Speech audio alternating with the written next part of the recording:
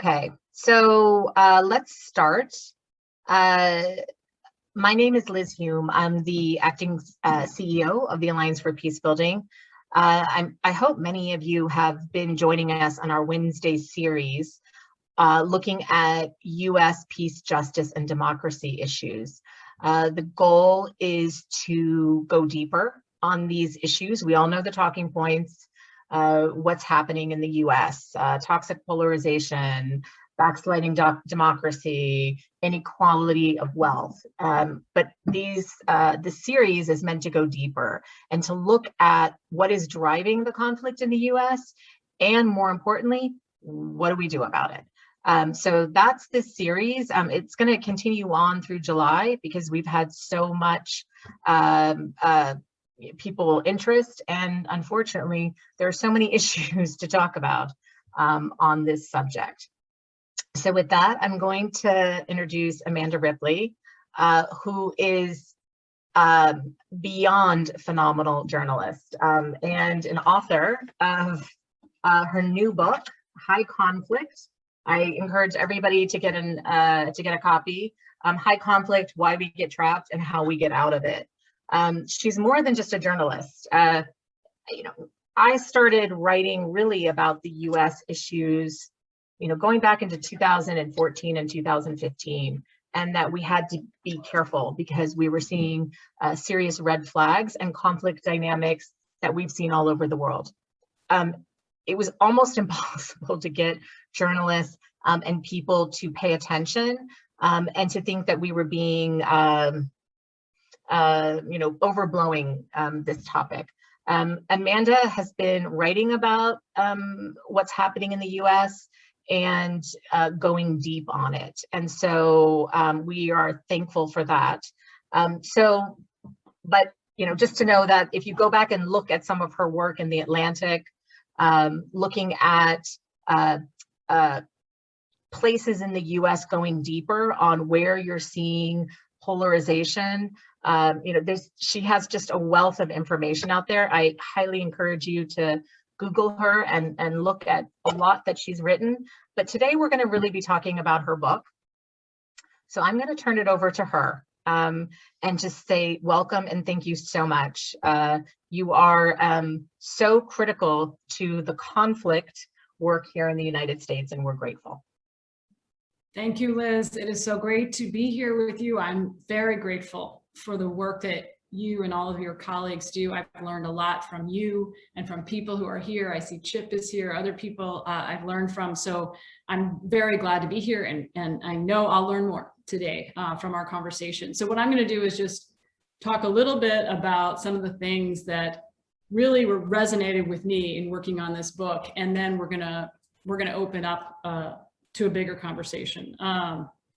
So the first thing I want to do is just tell you a story about how I ended up doing this. And hopefully you can see my slides here. About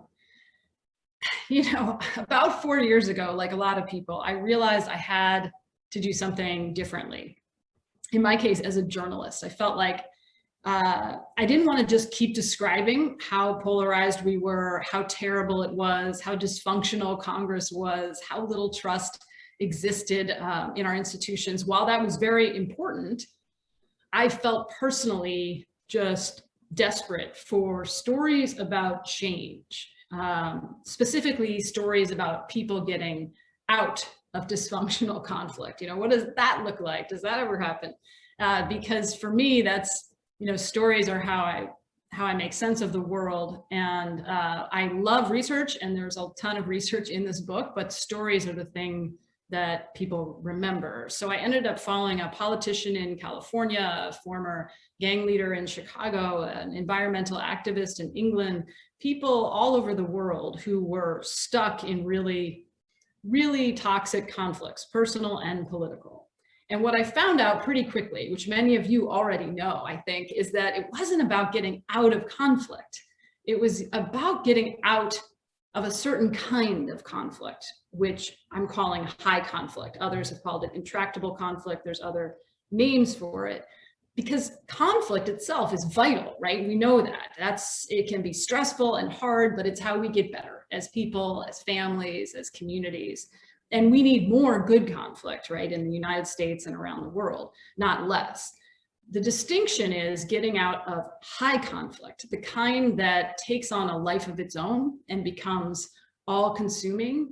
And in that state, our brain tends to make mistakes, right? So we know in the US, Democrats think Republicans are wildly richer than they are right now. And Republicans think Democrats are much more godless than they are. And both think the other's twice as extreme as they are. We'll talk more about this distinction. But since we're all probably a little zoomed out, I'm guessing, I thought I'd start with a quiz for all of you to take in your own heads right now. There's 10 questions. And if you could just count with your fingers how many you say yes to.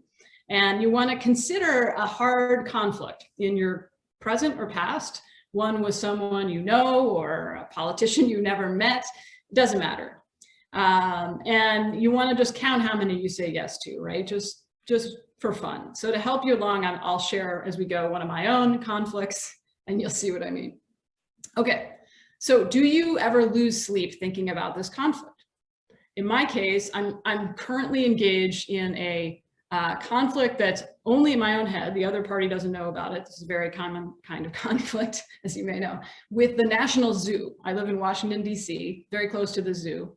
And I've got a lot of beefs with the zoo that the zoo doesn't know or care about, most of which having to do with the fact that they shut everything down for the whole pandemic, even though it's outdoors and free for families. And anyway, many beefs that go back even before the pandemic. But I have not yet lost sleep to it. So that's something I can say.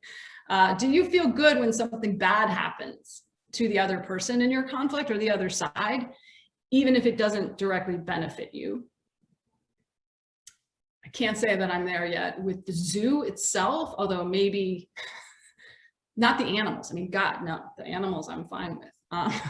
All right, if the other person or side did something you actually agreed with, would it feel very uncomfortable to acknowledge it aloud? I have to say yes for the zoo. I'm not proud of it, but yes, I would not want to give them I don't want to give them an inch because I feel like they take a mile, even though that's crazy. Does it feel like the other side is brainwashed beyond the reach of moral reasoning? This is another sort of common indicator that you might be in high conflict. I would have to say sometimes to this for the zoo. Do you feel stuck, like your brain keeps spinning, obsessing over the same grievances without uncovering new insights? So even if you talk to someone who totally agrees with you in this conflict, you may leave the conversation even more unsatisfied, like you don't get anywhere. And I would definitely say yes to this for the zoo. Has someone who knows you well told you they don't recognize you anymore? This is one common to everyone that I have spent time with who was in high conflict. In so many words, they get this message. Do you find yourself defending your own side by pointing out that the other side does far worse things? I could definitely do that with the zoo. I could see that.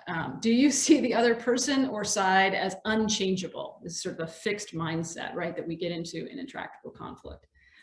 Do you see them as fixed? When talking about the conflict, do you use words like always, good, bad, us, them, or war? I noticed this in the US really for the first time a few years ago when friends of mine, family members, who were not previously super activists in politics, they started talking about us when they were referring to the Democratic or Republican side. And they had no connection to the official institution, but I definitely noticed a distinction there. Is it hard, this is the last one, is it hard to remember the last time you felt genuine curiosity about the other person or side? I would have to say with the zoo administration, I'm not as curious as I should be, for sure. So this is sort of fun and silly, but the idea is if you answered yes to 5 or more of these questions, you may be in high conflict. And the question is, do you want to stay? And now we'll talk about what that may or may not mean. But I think you can probably see the analogies to bigger conflicts that we're dealing with in this country and around the world. Okay.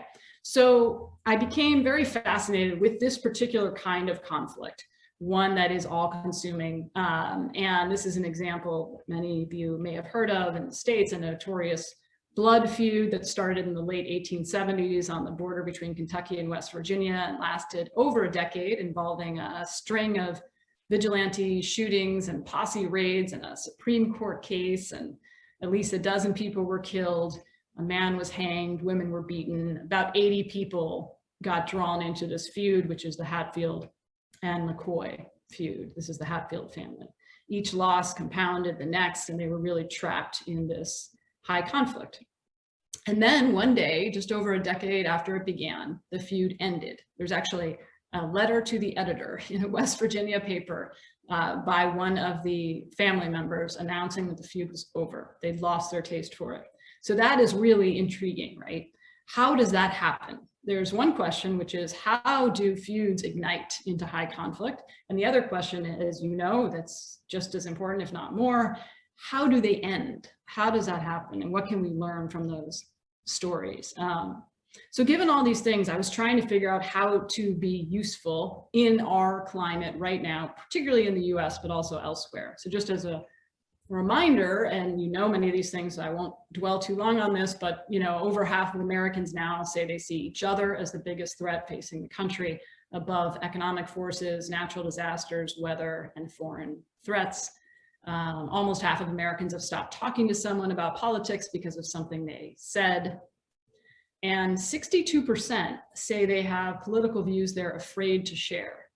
And so that's particularly poignant, I think, in a country that has been very proud of its freedom of speech, that most people do not feel free to speak. And one problem with this, right, as you know, is that those feelings don't go away, especially when they're not discussed. So the conflict gets buried, and it just doesn't get better, and it doesn't get healthier.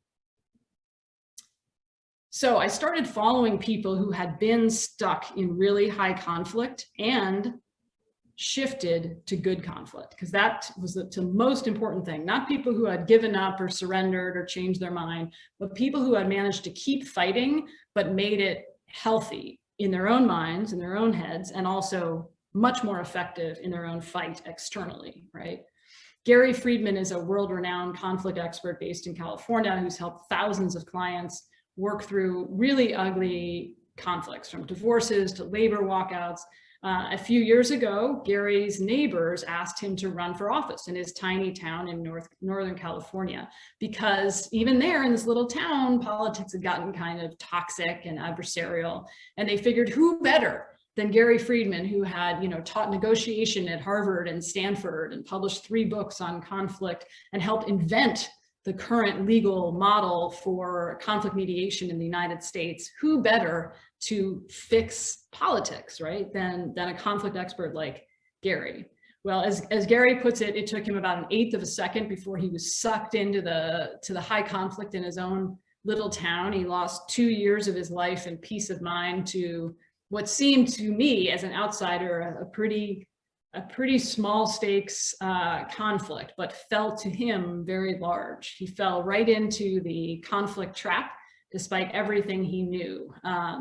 One reason was that politics are designed, as we know, in our country right now, to create high conflict, because of the binary separation of groups, because of the adversarial approach of the news media and of political operatives.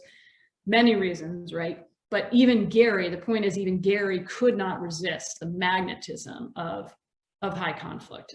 So Gary started referring to himself and his allies as the new guard, the upstarts, right? The change agents, and his opponents as the old guard, the incumbents, the status quo. And that was very motivating, right? But also ultimately self-destructive, because it collapsed the complexity of his neighbors, who were people, into a sort of false binary, to good and evil, old guard and new. And then when he got criticized and made fun of by some of his neighbors, he did what we all do when we experience rejection or ostracism. He withdrew, and then eventually he became aggressive, even though he knew about all of these dangers, right? So eventually Gary managed to pull himself out of high conflict and put himself back in good conflict. It was a very painful process, but he did do it, and he distanced himself from the conflict entrepreneur that had been advising him politically. He recategorized and regrouped and rehumanized his opponents. Very important piece. He took them by surprise. Also, as you know, a very good way to kind of destabilize intractable conflict. He voted in ways they didn't expect, in ways that were earnest, but he sometimes voted with some of his former opponents. And he investigated his own understory, right? We know every conflict has the thing that we argue about endlessly, and then the thing that it's really about that we rarely talk about. And so he tried to get very curious about, what was this conflict really about? Was it really about the water rate? You know, probably not. Usually it's about fear and humiliation, and so it was for Gary. So he started checking how he thought and talked about the conflict, and focusing less on winning and fighting and killing, right? And really noticing when he got into that mindset. In particular, he worked to never publicly shame, embarrass, or humiliate his opponents, because we know that humiliation, as Evelyn Lindner puts it, is the nuclear bomb of the emotions. It's one of the 4 key accelerants that I talk about in the book that tend to lead to high conflict, and it is to be avoided at all costs if you want to stay in good conflict. And the really cool thing is that it took him about a year to do this, but once he did create good conflict in his town, Gary was able to get way more done. So the things that he had wanted to do to make the town more inclusive, healthier, less adversarial, he and his colleagues were able to do, and his neighbors. The next person I want to just quickly introduce you to is Curtis Toller, who was a fairly high-ranking gang leader in Chicago, who now works with Chicago Cred, helping to interrupt and prevent gang violence in Chicago. Curtis joined his first gang at the age of 9. He wanted to belong, he wanted protection, many of the reasons that people join powerful groups. He eventually rose through the ranks of his organization, which was called the Black Peacebuilding Nation, and had a long-standing rivalry with the Gangster Disciples on the south side of Chicago. And Curtis had grown up idolizing a specific Chicago high school basketball superstar who would sometimes play basketball in Curtis's neighborhood in the park. And Curtis would watch him play, and he was just mesmerizing this guy. He was someone that everyone knew, and everyone said he was going to be the next Michael Jordan. And he was ranked the #1 high school player in the country. When that young man was shot and killed on the street while he was out to lunch in high school one day, Curtis got convinced that the Gangster Disciples were to blame, because the person who did the shooting was a member of the Gangster Disciples. And Curtis spent many, many years locked in a vendetta with the Gangster Disciples that was really sparked in part by that killing. But of course, deeper down, Curtis wanted what we all want, which is our lives to matter and to make sense, and for young, talented men not to be gunned down for basically no reason, out of nowhere. So when he could overlay a narrative of high conflict onto the event, it was in a way more manageable, right, for a young man living in Chicago. And it gave him a way to spread around the pain that he was feeling. He had watched his own mother be physically beaten many times by the men in her life, and it was something that he had no way to process or deal with, and no power. So this was a way to get power, to be powerful through high conflict. And what you find, and Curtis talks about this very powerfully now, what you find is that most conflict entrepreneurs, people who are really in high conflict and seem to inflame it and want conflict to be unhealthy and to continue, most of them have deep internal conflict that has not been dealt with, right? And that was the case for Curtis. And now what he tries to do today in Chicago is to help young men get to where he got sooner, right? So offering trauma counseling, jobs, a new group identity, many different things, but help them skip some steps so they can deal with their internal conflict, because the external conflict is unlikely to end, even when you want it to, if that internal conflict has not been dealt with. And then this is Sandra Mileno Bustos, who is living in Colombia, which is Unfortunately, one of the countries that knows more about high conflict than any country in the world. Sandra was a guerrilla fighter in the FARC in Colombia, a Colombian rebel group with communist roots that has been very involved in a civil war that has lasted half a century. All sides have committed atrocities with the drug trade and also with kidnapping and violence. Sandra joined the FARC and lived a life of on the run in the jungle, fighting the Colombian government and paramilitary units in pursuit of a more just society. She found a sense of belonging and family in the FARC, as well as a sense of purpose in that high conflict. Sandra's boyfriend was eventually killed, leaving their daughter at risk of being an orphan if she was killed too. This is often where high conflict can get disrupted, right? When there is some kind of shock like that. It can get worse, or it can be an opening, right? And the most important thing is that there is a path out. So when those shocks happen, there's somewhere to go, whether it's a third party, literal or metaphorical, whether it's an agency of the government like there is in Colombia that literally helps you reintegrate into society imperfectly, but still there was a place for Sandra to go and turn herself in, which was terrifying for many reasons, but she did do it. She distanced herself from the conflict, left the FARC, moved home to her mother's house in Bogota, revived a latent identity as a parent, which is also a very common way to help people out of high conflict, to revive a latent identity that's outside of the conflict. And she continues to this day, when I met her, to be fighting for justice in Colombia, but she is much, much more effective helping to find jobs for former guerrilla members and make life a little bit more bearable for the poorest Colombian families. So all of these people were in a kind of high conflict, different degrees, obviously, of seriousness, but a conflict that became self-perpetuating and all-consuming, in which almost everyone ended up worse off, typically an us versus them conflict. And just lastly, I want to leave you with a sense of the side-by-side of what I mean when I'm talking about good conflict versus high, and the ways in which we can keep conflict good. So good conflict in the data, in the research, and also in the stories is surprising from time to time, whereas high conflict is super predictable, right? Like you can often scroll through political news headlines on your phone and you know what the story will say. Like there's a kind of dread you might feel, but there's not surprise. Good conflict tends to be more fluid and dynamic, whereas high conflict tends to be rigid. Good conflict tends to be complicated. There's still a sense of, there's not just one or two groups, there's many, whereas high conflict is simple.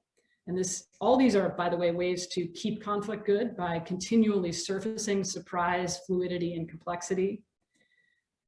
Good conflict has a lot of anger. Anger is good. There's some great research on this by Aaron Halpern in Israel, who studies emotion and conflict. And good conflict relies, anger is not the problem. Contempt, hatred, disgust, those are much harder to work with, right? And that's what you tend to see in high conflict.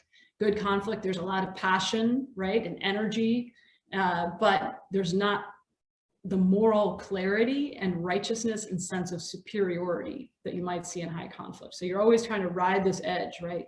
Between passionate and righteous, between open and closed.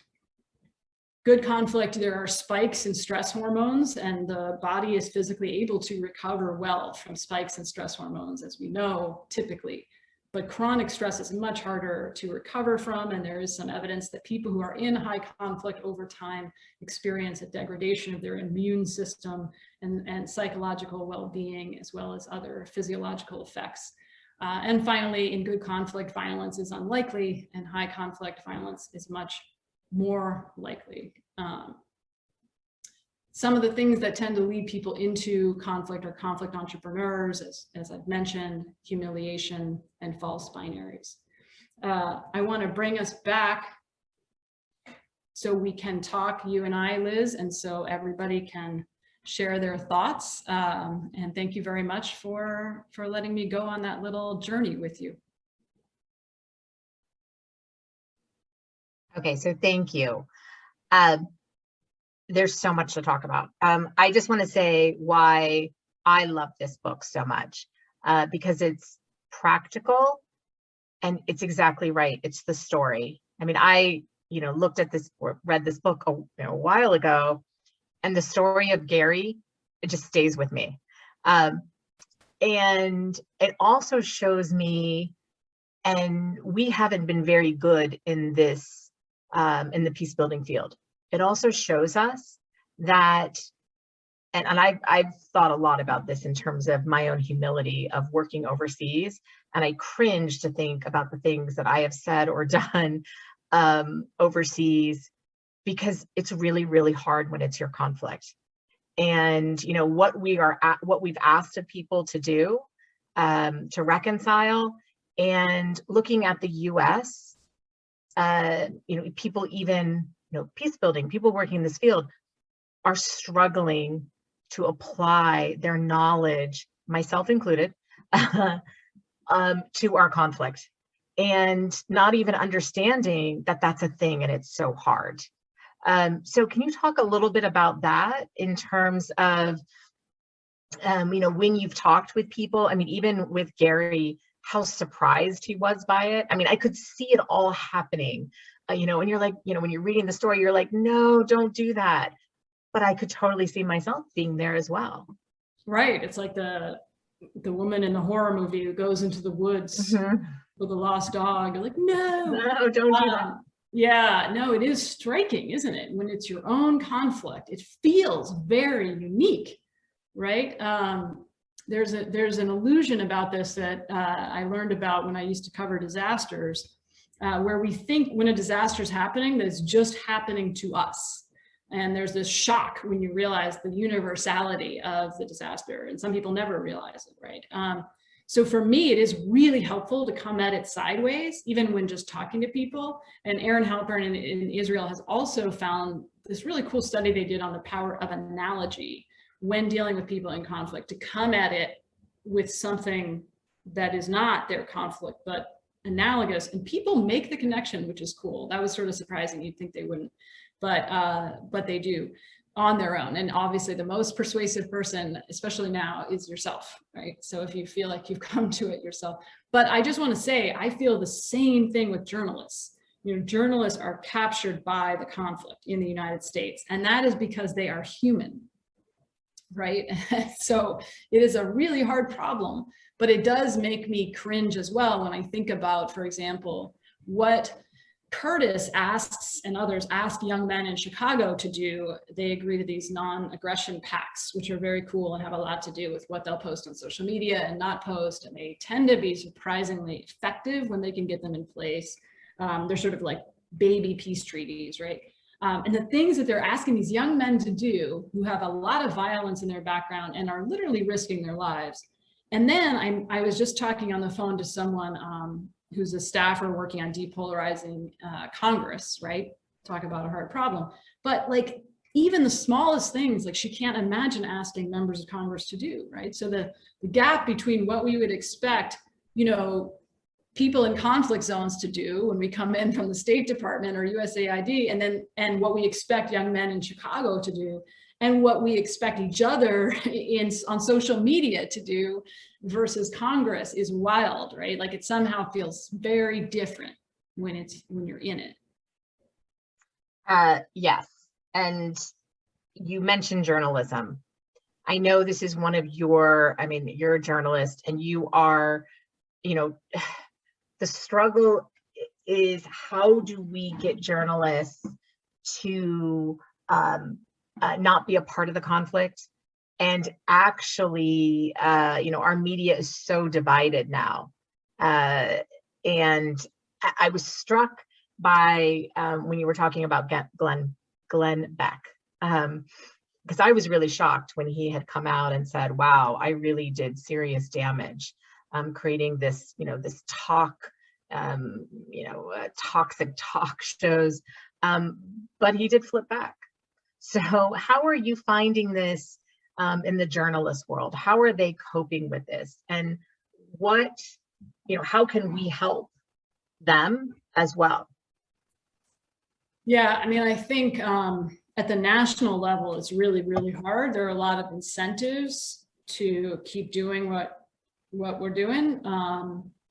And in fact, you're now very isolated if you try to do things differently within your newsroom. So I talk all the time, like lately I've been doing these media interviews for this book, and more than once the person from a national outlet will ask me to hold on after the interview, and they'll start saying how worried they are about journalism, how they feel like they don't know how to be useful anymore, and they just feel really isolated. And the same in politics, and the same for Glenn Beck, right? If there's nowhere to go, you will go back.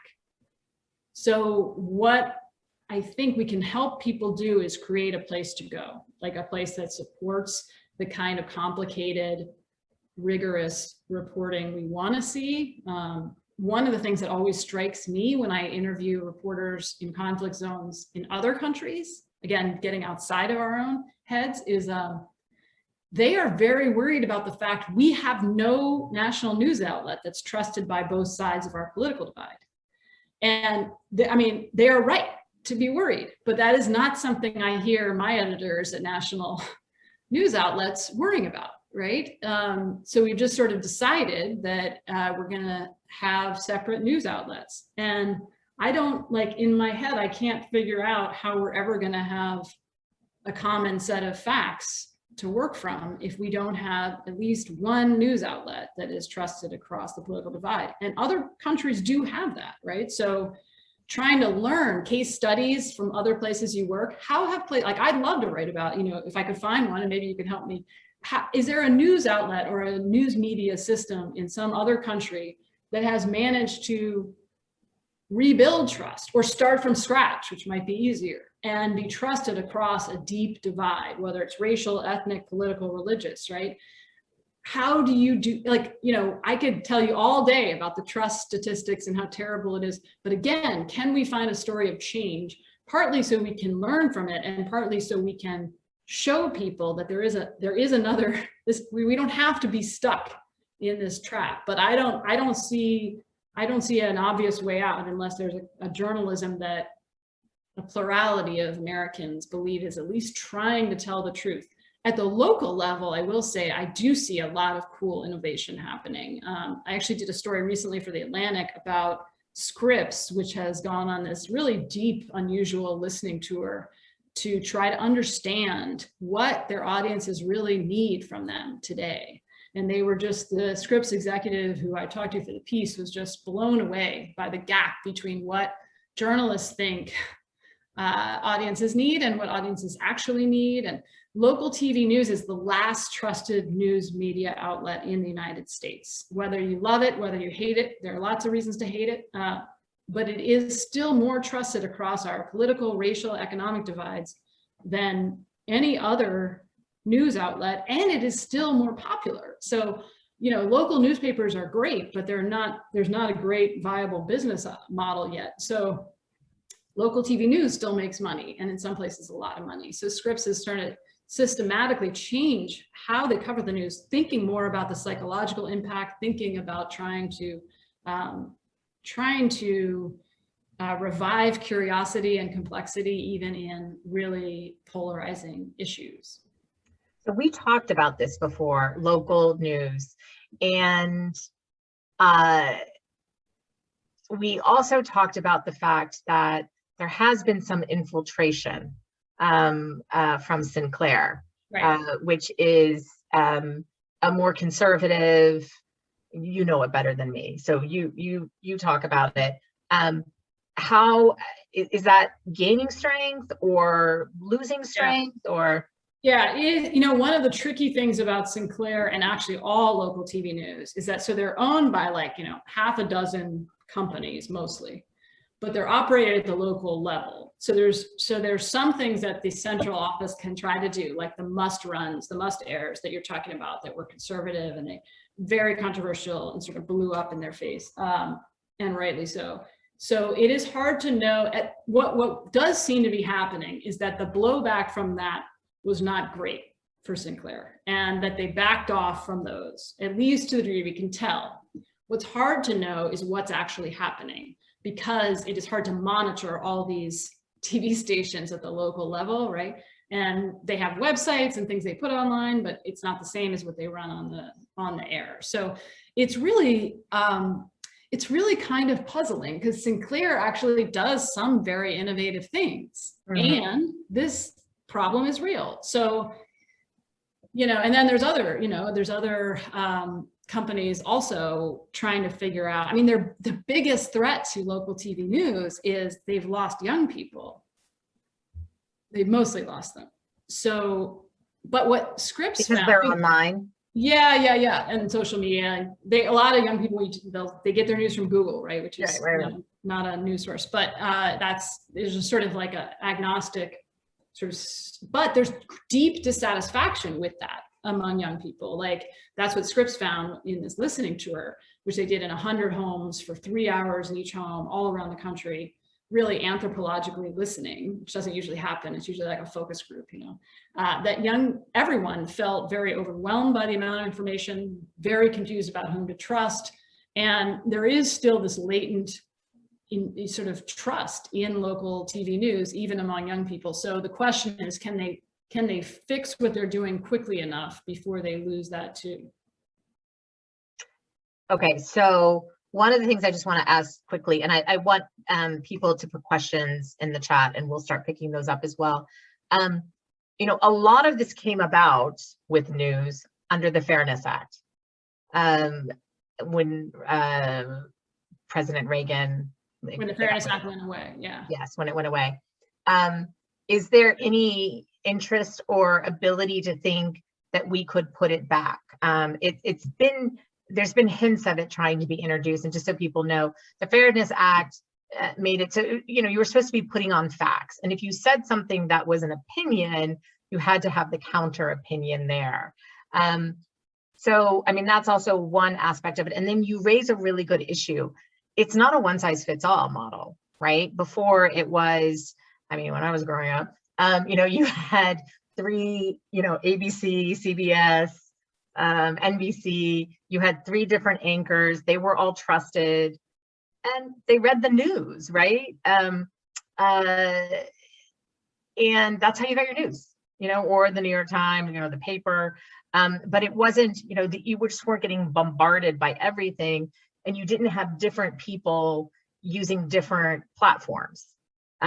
So it's not a one size fits all model as well. Right. Yeah. So the Fairness Doctrine was introduced in 1949, and I think that's an important point. There was also a big commission in the 40s to study the loss of trust in journalism, and it was called the 1940s. Yeah, the Hutchison. Oh, wow. Came out with a bunch of recommendations. Interestingly, there were no journalists on the commission, and that was on purpose. The commission was launched by Henry Luce, who started Time Magazine. And it's really interesting. I've been studying that a lot lately, because I'm wondering, could you do something like that now? There are routinely op-eds calling for a return of the Fairness Doctrine. It's like many other things, hard to imagine it getting through Congress, because the built-in distrust is so high that Republicans would probably assume that it would hurt them, and Democrats would assume hurt them. So there's this, the trap, right, springs into action. But to me, it makes sense, and or something like it, right, just makes basic sense, as well as regulating social media. I mean, there were many stories at Time Magazine when I worked there for 10 years that we didn't run because we were afraid of getting sued. If you take that away out of the equation, which is what's happened on Facebook and Twitter, et cetera, then, it's going to change the level of rigor and attention. So that's never made sense as well. So there are some basic things. If I were to launch a commission today about this, I would have a ton of readers and public, like people, Americans who consume news on that commission, and very fewer journalists, right? But also social scientists and psychologists and people who work in conflict. But I do think there's a foundational problem and a real opportunity to get creative, because there's a lot of financial pressure on these organizations, especially at the local level. Okay, so before I go into the questions, if we were, let's say, writing to the White House or talking to the White House, what would we say? Would we argue for a commission, and make it bipartisan itself? to say, how do you fix this problem? I mean, is that something we should be calling for? Yeah, you know, I think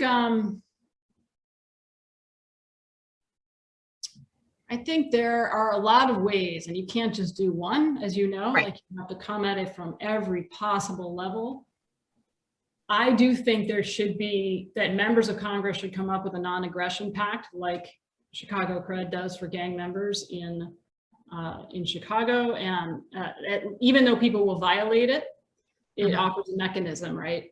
A process to slow down the cycle, and particularly requiring, or anyone who agrees to it has to condemn violence, right? So there's some basic things that we could do. I also think, as far as, you know, a big idea, you know, I think about the level of distrust is so corrosive that it feels to me like you should be running almost every decision through a rubric about, does it increase our trust in each other and in institutions? So you have to make the institutions more trustworthy and reduce the amount of corruption, right?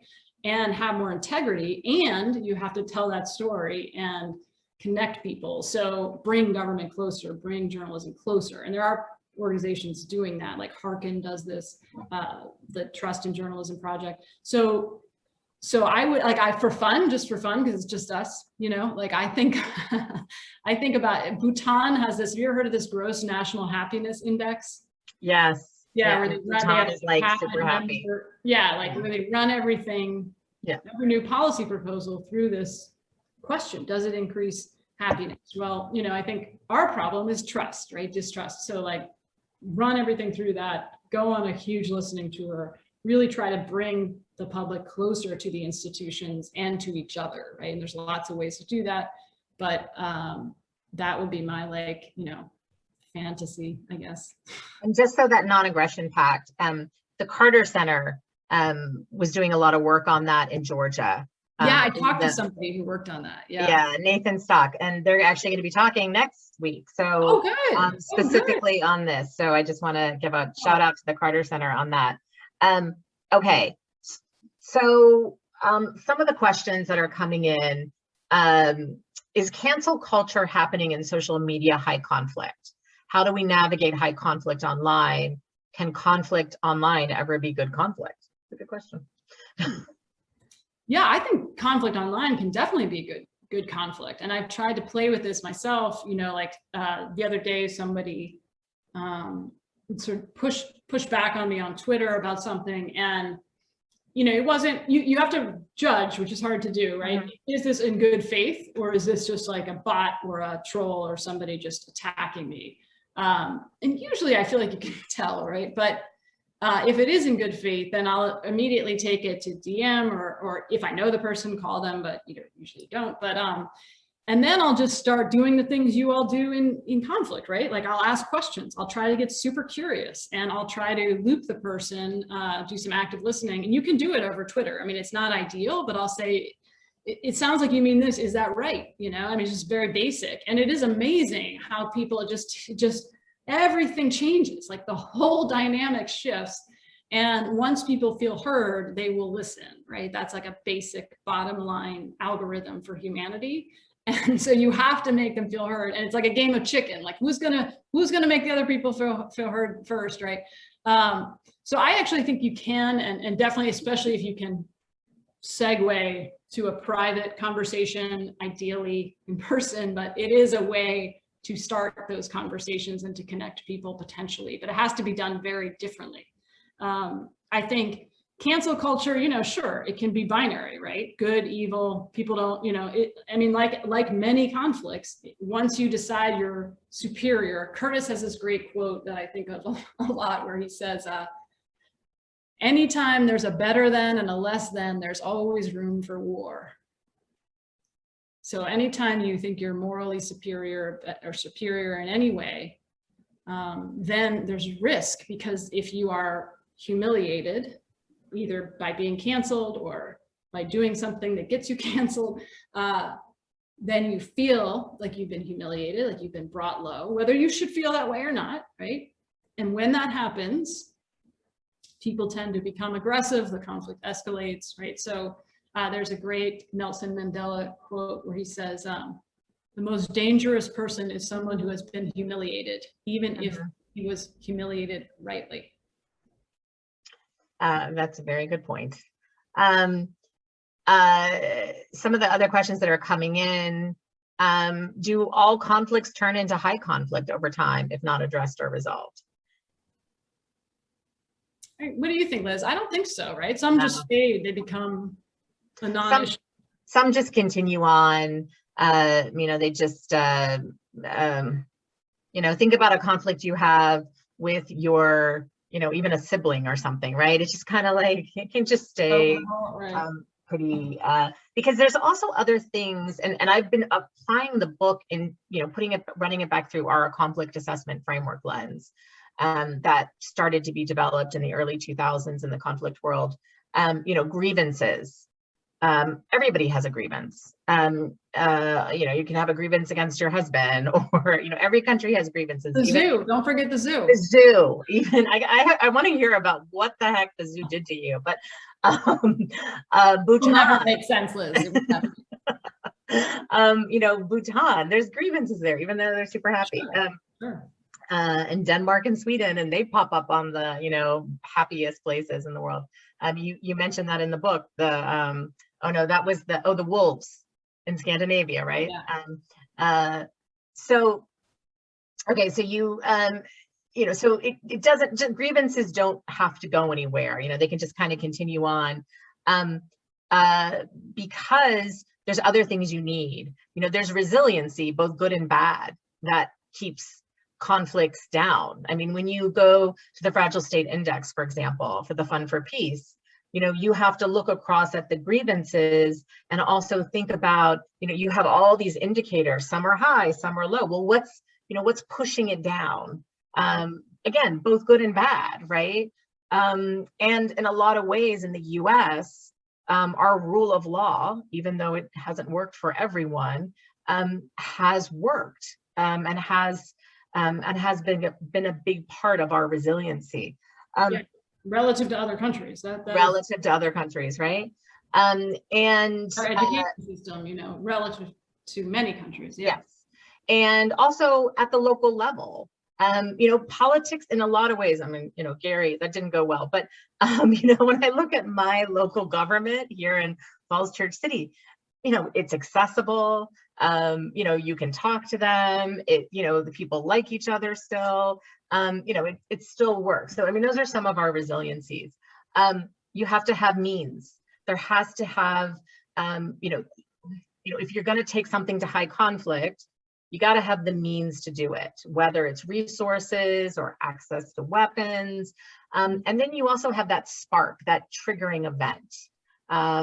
Usually elections, that's a good one that happens. But there's also sometimes we have no idea what did it. For example, and we would have never predicted it in the Arab Spring. The man who was humiliated because he couldn't even run a little kiosk to make money. And when he was getting arrested, he set himself on fire. Who would have predicted that spark, that triggering event?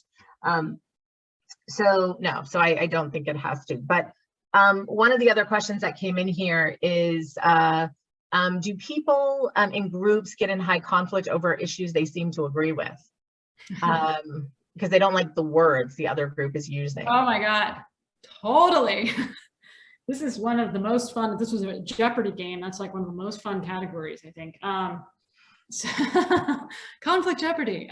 So yeah, I think we've all had this experience, in a relationship where you're fighting with your partner about something, and like on some level, maybe later you realize you kind of agreed, but the momentum was sort of more powerful, right? So that's where like the understory is really important. What is this conflict really about? Every divorce mediator has a fun story like this about the couple I talk about in the book who went to war over the the Legos because, you know, they were worried, really what they were worried about is their kid's affection. The kid loved the Legos. So who was going to get the Legos, right?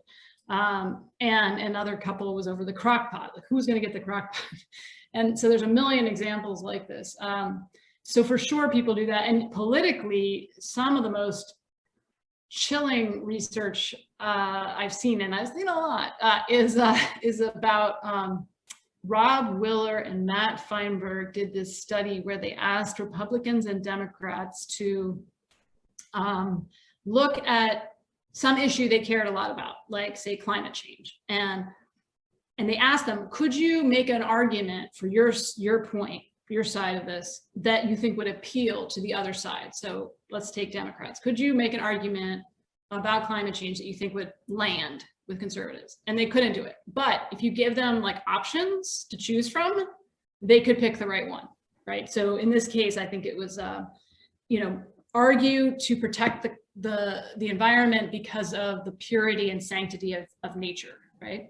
That lands often, not always. But, you know, this is Jonathan Haidt's research on moral foundations of politics, right? There's certain things that really resonate with different people in different groups at different times.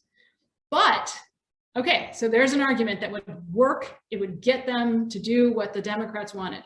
20% of Democrats would not make the argument, even knowing that it would work. So to your point, and almost as many on the Republican side when the reverse experiment was conducted. So yeah, you really get locked in, and you want many things, not just what you claim to be fighting for. Yeah, so I think about that. You brought up climate change.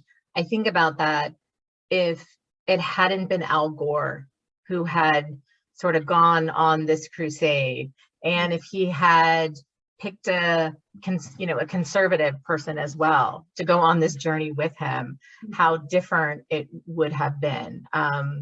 It's just one thing I've always yeah, and also I think about if climate weren't covered for so many years, and it still is often, with the most negative apocalyptic lens possible, because that too turns people off. And unfrequently it's not the full picture. Like it's not quite as apocalyptic as it's being described. There's a book called Apocalypse Never, which I recommend. I don't agree with all of it, but it really does make you think about how narrow the lens has been on climate change and how widening the aperture would actually bring way more people in and more of a sense of agency, which is really, That's really. right.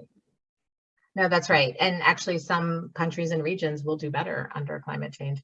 Right. Okay, so Steve, we have a question.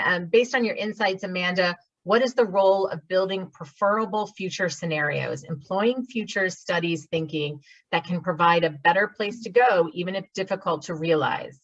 And what is the role of journalism and media in highlighting these positive alternatives, with what you were just talking about? Yeah, no, I think that's a great question. It reminds me of how I was talking to a psychologist who often asks her clients who are really stuck, you know, she'll ask them, what if you woke up tomorrow and this problem was solved? Like, walk me through that day, you know? And I will now ask that in interviews with people who are in conflict over some controversial issue or just fed up, you know? And it's funny because there's usually a pause, which is great, right? Because you want to pause people to think, because they haven't been doing that. And then they never really thought it through. Like, you're so locked in on fighting the thing. So I think that's a great idea, as long as they're not relentlessly apocalyptic scenarios, right? I mean, they have to be true, but not, just the human brain just shuts down with that level of negativity. This is one of my big pet peeves with a lot of journalism right now, is it's not designed for the human brain.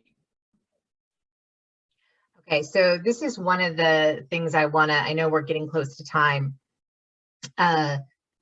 is in the United States right now. So putting this back, you know, coming back home and thinking about this,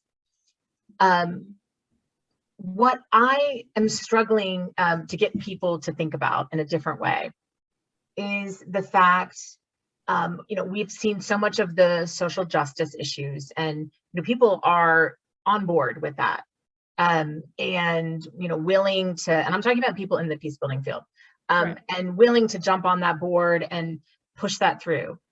Critical issue, 100% has to be addressed. But at the same time, rural issues are so key. I actually, a couple days ago, was talking to the amazing Representative Spanberger from Virginia, and we were talking about rural issues. Why? And we had a series or a panel session a couple of weeks ago, and it was on the future of rural. And I have to tell you, it was the lowest attended event that we had, and one of the most powerful. And I've been doing everything to send it out to get people to see this session, because it was people from rural areas talking about what they need. Like, what are the issues out there? And why is it so hard for people to just step back and say, there's serious issues out there. If I was living there, and I mean, a lot of people don't know this about me. I was actually born in Ohio, and a lot of family out in Ohio and West Virginia. If I lived out there, I'd be mad too. I'd have serious grievances. So why is it so hard for people to be able to say that and accept that and want to be curious about it? Like, it just didn't happen out of nowhere. Right.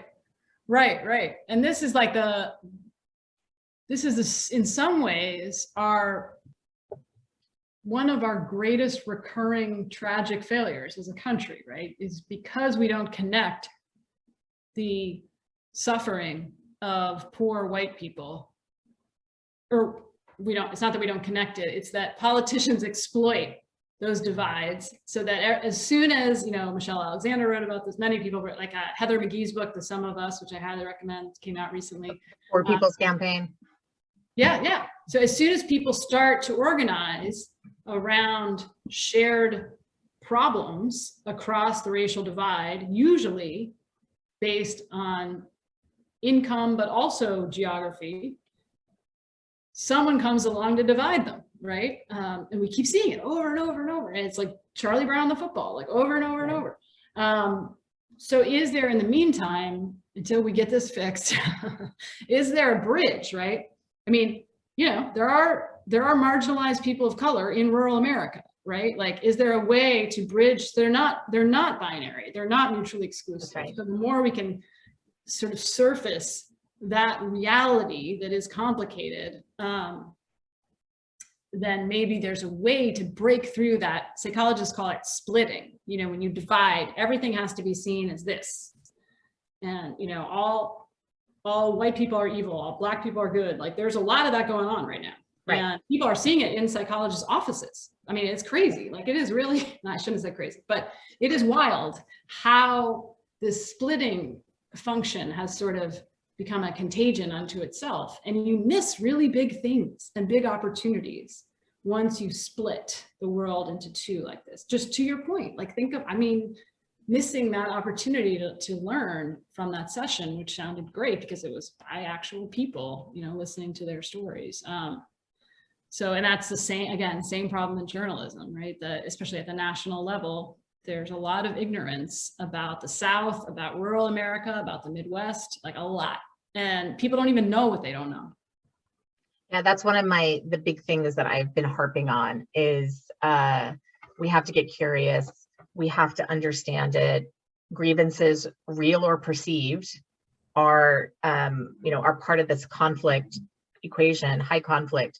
And we have to get curious about them, and how do we come back together in a way that is substantive and not just, putting a Band-Aid on it, Right. and being nice and civil to each other.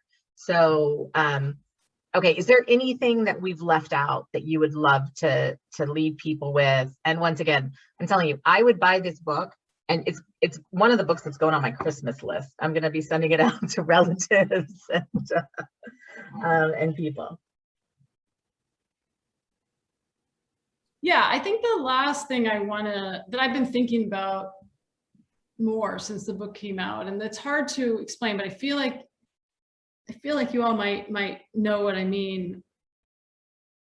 There is something when you get into good conflict or witness it, where there's powerful, profound, deep disagreement, and there's still flashes of curiosity.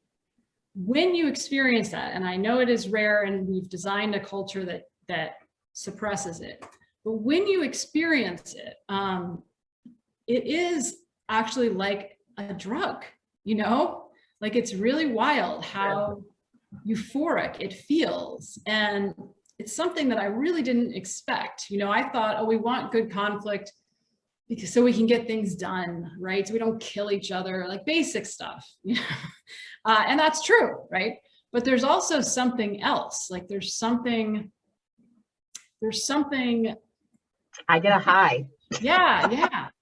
And I feel like we could talk more about that. And so I just want to leave you with, there's a woman in the book named Martha Acklesberg, who is a very progressive activist, helped start the Women's Studies Department at Smith College, lives in Manhattan. And she ends up going on this homestay to stay with Trump supporters in rural Michigan. But she has this great line, so I ended the book on it, that I love, where she says, I feel like this brought out the best of me. I wish I could appear everywhere in my life the way I felt called to appear in these times, present, open, able to be surprised.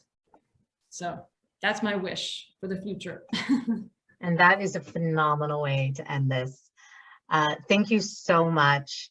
I have loved this conversation, but I always love when I have a conversation and with you. And I really encourage people to read, go back and pull up some of Amanda's stuff. I'm always sending it out to people. So just thank you so much, and for being such a great ally with us on this. Hey, thank you for the work you're doing. I know it's hard, it's especially hard this year, and just know that you're on the right track, and I'm very grateful. And I hope we can see each other in person one day soon. Someday. Thank you. Take care. Bye-bye.